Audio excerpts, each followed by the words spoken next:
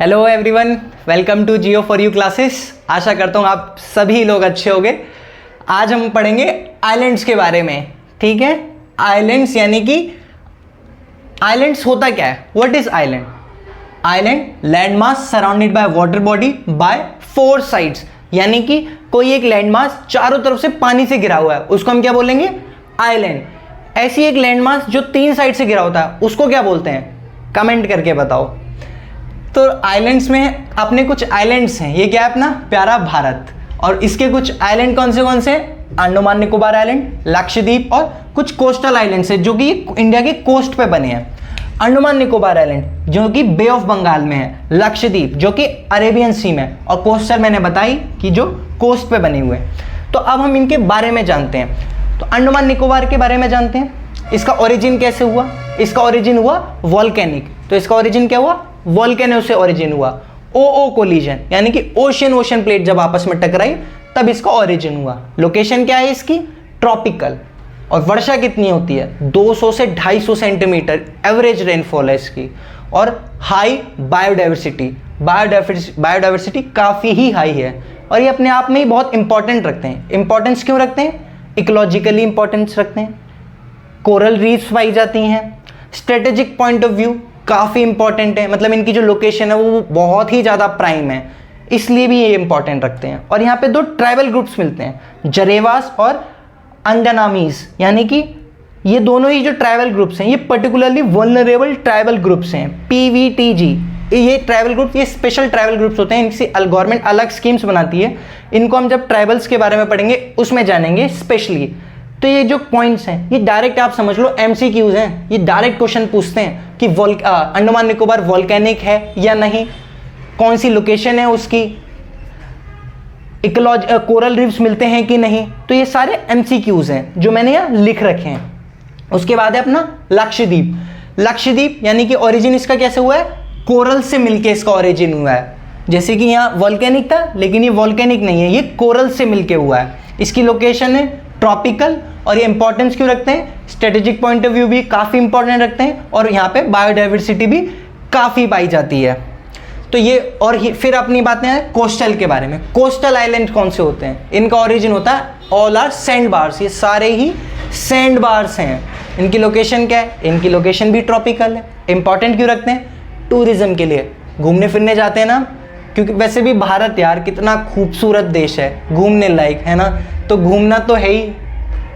तो इन सब में हमने पढ़ने के बाद अब हम पढ़ेंगे अंडमान और निकोबार आइलैंड के बारे में, फिर उसके बाद लक्षद्वीप, फिर अपने जितने कोस्टल्स हैं उनके बारे में।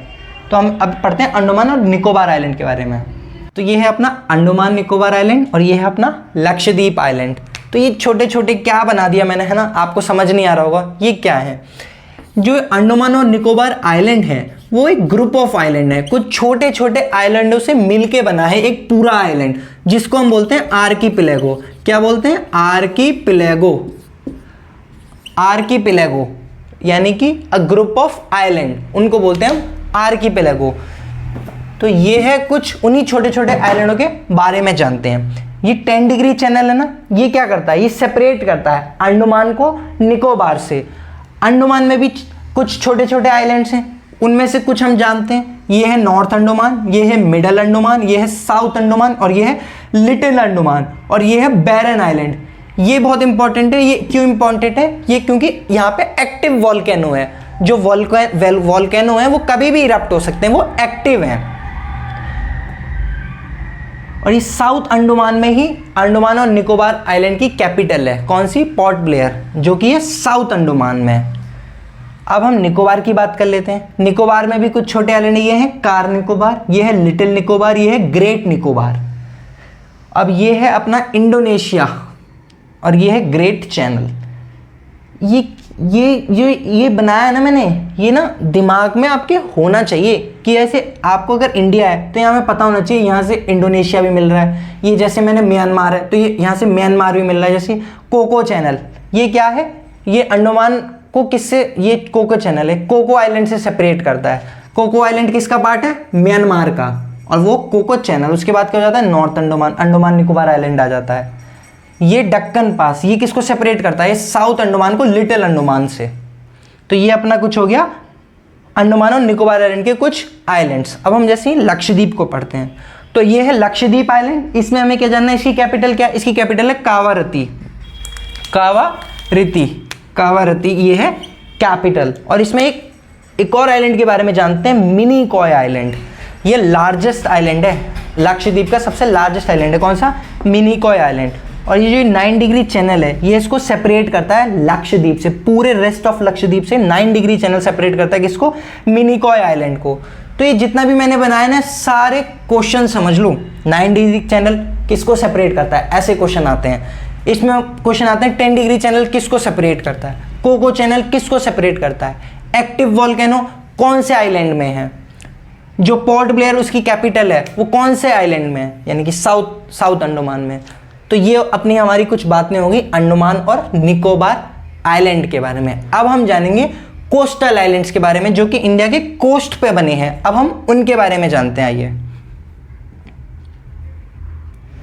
तो ये हैं अपने कुछ कोस्टल आइलैंड्स। कौन से हैं ये? Coastal island.